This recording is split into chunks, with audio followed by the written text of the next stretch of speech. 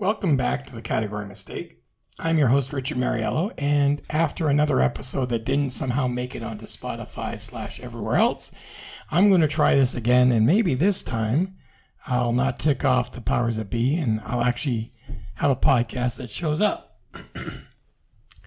So today I'm going to talk about something quick and painless, I hope. So I've been doing a social experiment in my classes where I put boxes on the ground in blue painter's tape. And I have my students come in and I have them get inside a box. And then I go and start asking them, if you think you're an athlete or an artist, get in this box, get in that box. What do you do? Why do you do? Why do you think you're an artist? Why do you think you're an athlete? And I do that so they can look at each other and see that they have been given titles by people. Most of the time, like, well, I'm an artist because I draw and they tell me I'm a good drawer. Who are they? Well, my parents, my teacher, da-da-da-da-da. So do you think you're a good drawer? I don't know. And I do this slowly to start teaching them that the older they get, they need to realize they can't depend on their teachers' opinions, their parents' opinions. They need to start forming their own opinions of who they are and what they want to be. I have some students who absorbed this great and they went gung-ho G.I. Joe and it was great. Other students, of course, who didn't. But I started this off because I realize a lot of my students in the school I'm teaching at now are doing everything in their life because their parents have told them to.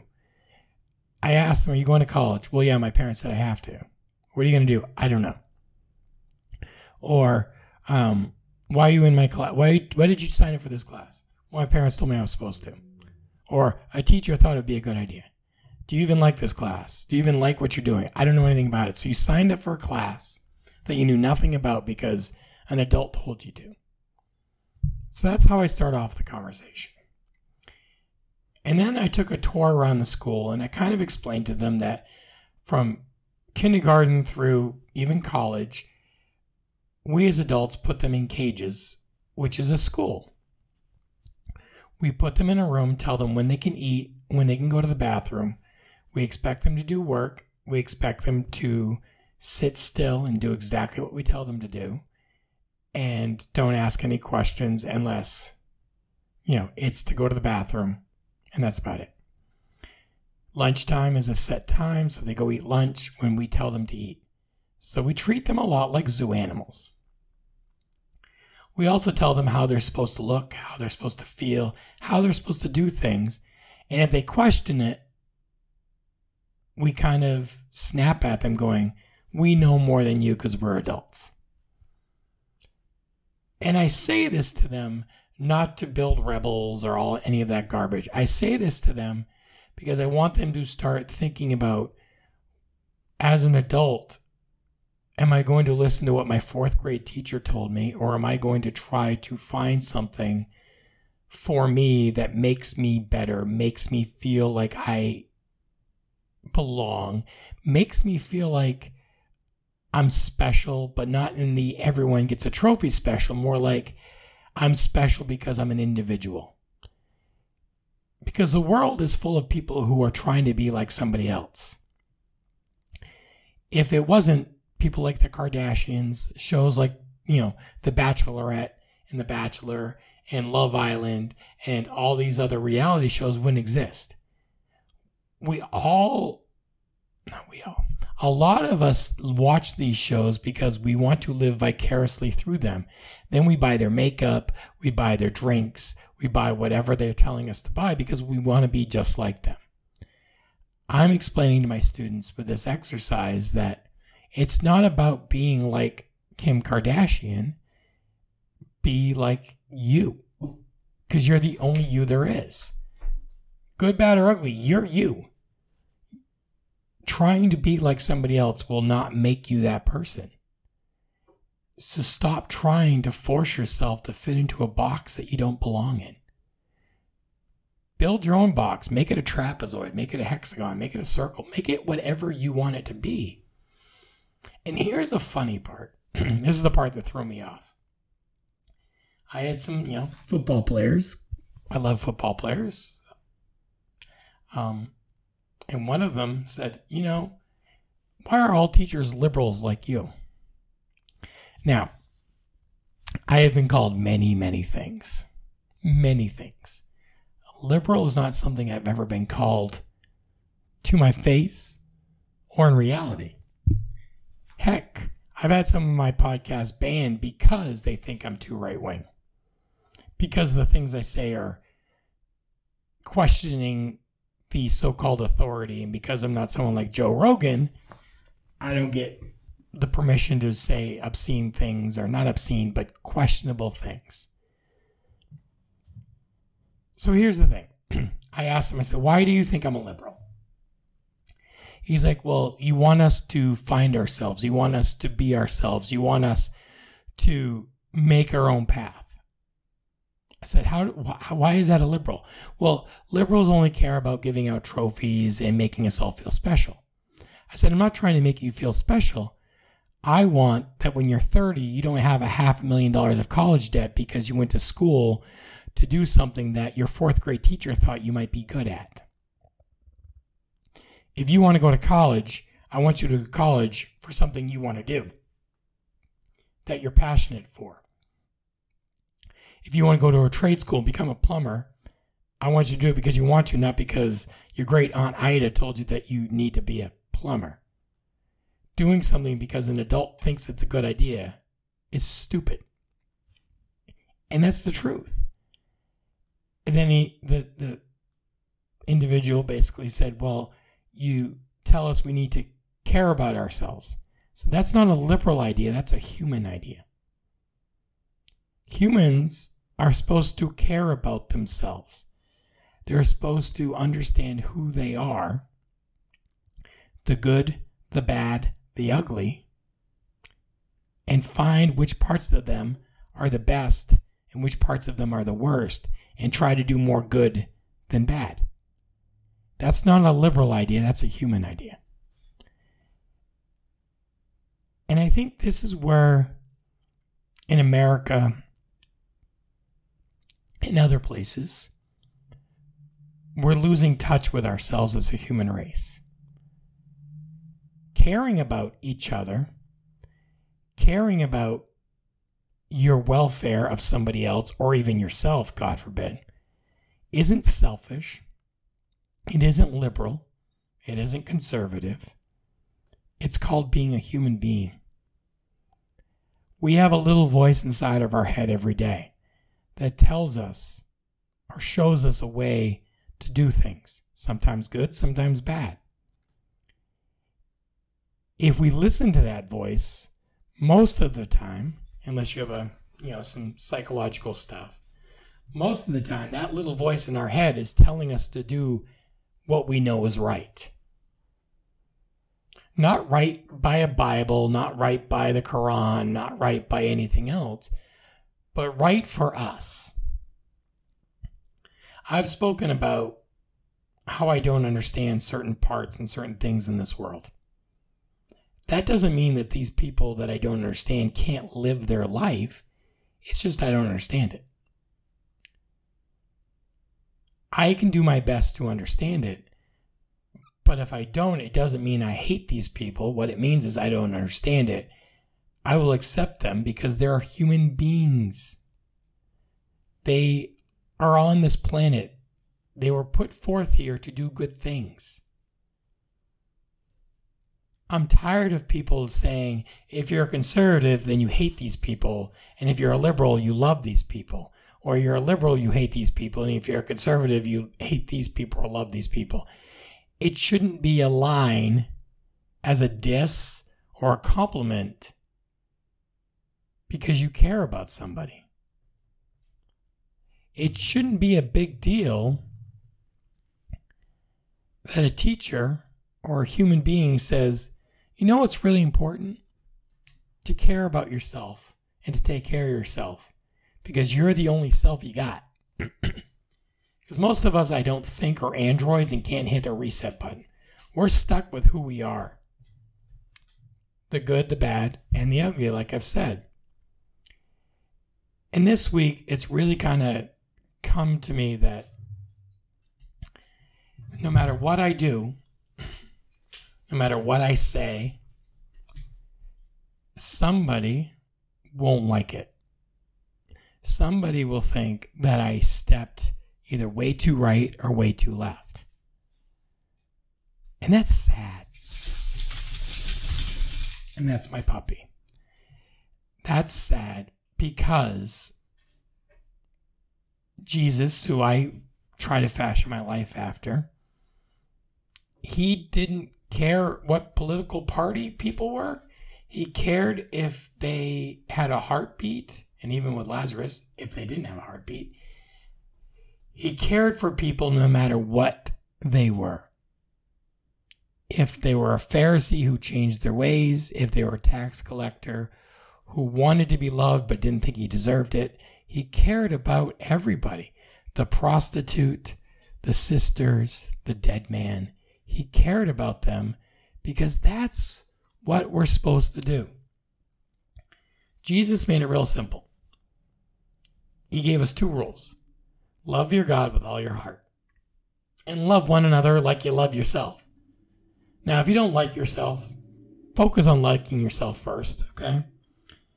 But if you like yourself, and you make yourself feel special, and you know that you're special, treat your neighbor the same way. It doesn't matter if they have purple hair, if they don't identify as a gender you understand, if they use pronouns that make absolutely no sense.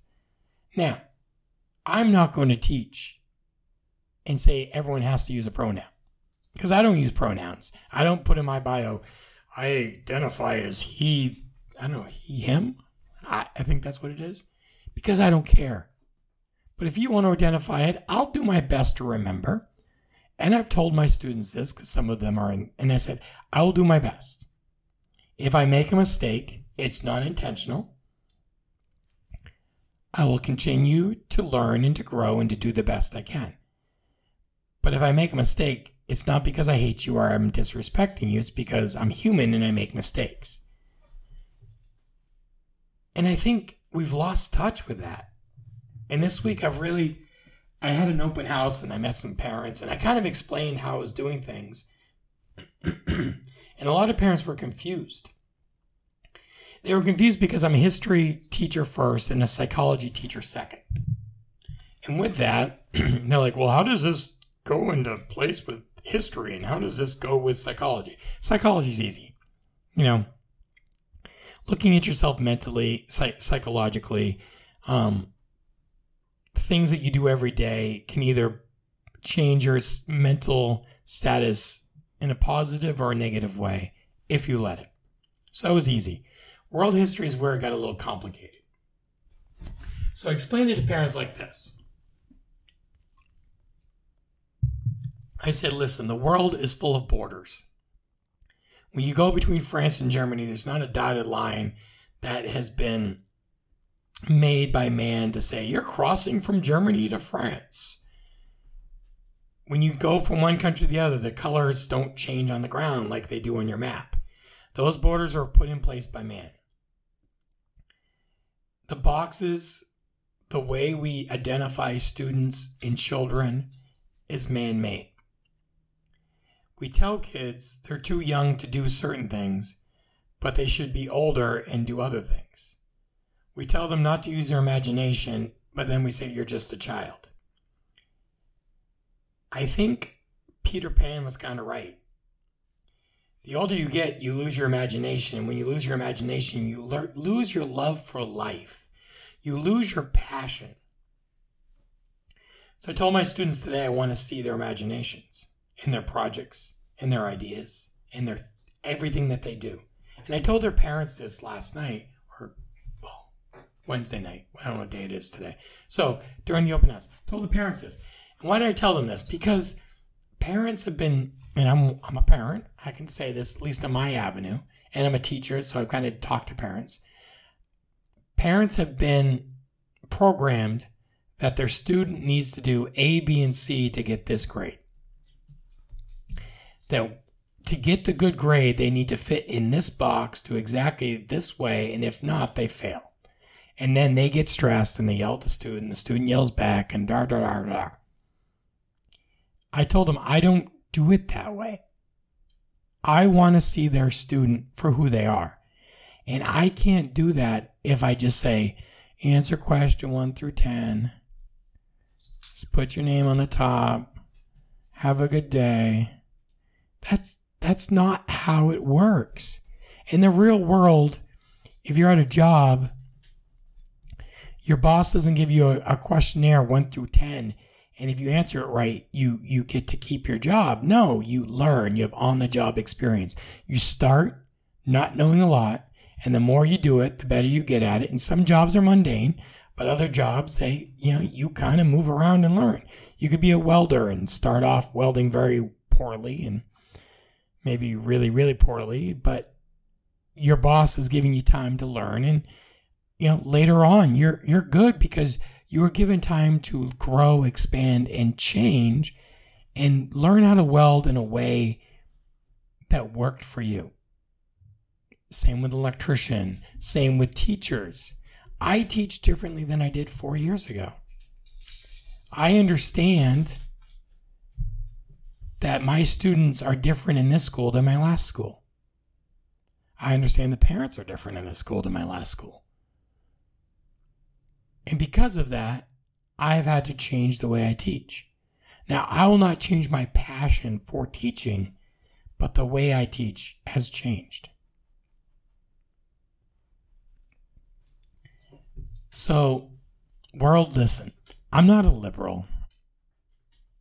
I guess I'm not a really good conservative either.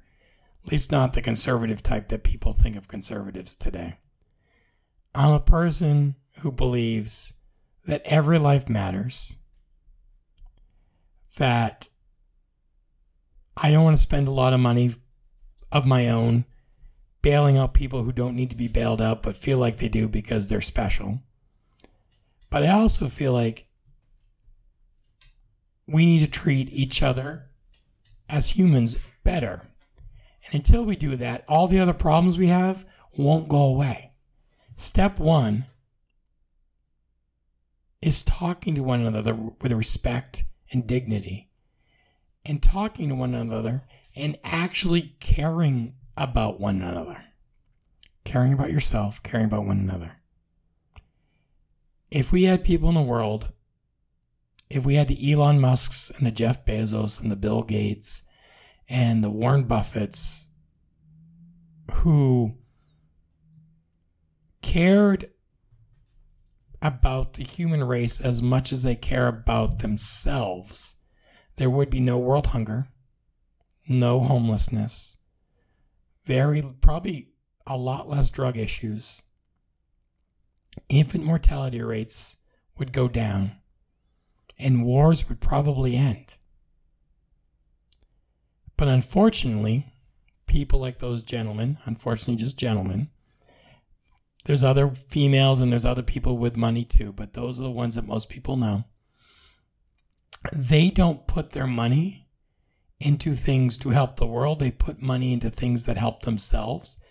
Elon Musk is not making electric cars because he wants to save the planet. He's making electric cars because people will buy them. That's it. Jeff Bezos buys bridges and moves them because his super yacht doesn't fit underneath it. Don't be like these people, because they're not helping mankind. They're helping themselves. And you can help yourself. But once you're good, once you're in a spot where you're secure, take that time and help your neighbor. Help somebody else. Because there's a lot of people right now who can't help themselves. Because, maybe someone passed away. Maybe they have a mental disorder. Maybe they had a drug addiction and they're trying to get out of it. Maybe they were in prison and no one will give them a shot. Maybe their parents left them and they're a foster kid or adopted. Maybe they're just having a bad month, bad year. Is it going to hurt to buy a cup of coffee for somebody? You're spending $10 at Starbucks already for a pumpkin spice latte. Get them a hot coffee. Get them a Danish. Do something small to show you care. Because it will change their day. If you just do that, you'll change someone's day. Now, some people are going to be cranky no matter what. But 80% of the time, the person you're trying to encourage through helping, through a small act of kindness, might not be able to thank you in your face because you did it without them knowing. But their day, their week, their month, their year, everything about them may change because you spent a minute caring about somebody else. The last thing I told my students, the last big point I made to my students is this. We have become so busy filling in the void of loneliness, filling in the void of our lives. We have to stay busy, that we have forgotten to look at the beauty around us. So I challenged my students this weekend to go outside, where the sun is, and for 5 minutes, set the timer 5 minutes, sit down and just be quiet for 5 minutes. I think as adults, we've forgotten the beauty that's around us. We've forgotten what the point is. Our world is a beautiful place. We spend so much time on social media, computers, tablets, televisions, our phones, that we forget that the world is a beautiful place. And if we don't go outside and enjoy it, what are we doing? Take 5 minutes. Get some quiet into your life. Get some peace back into your life. That's it. That's the podcast for this week. Thank you all. Hopefully this actually will go up and it will stay up. It's been Richard Mariello. Later.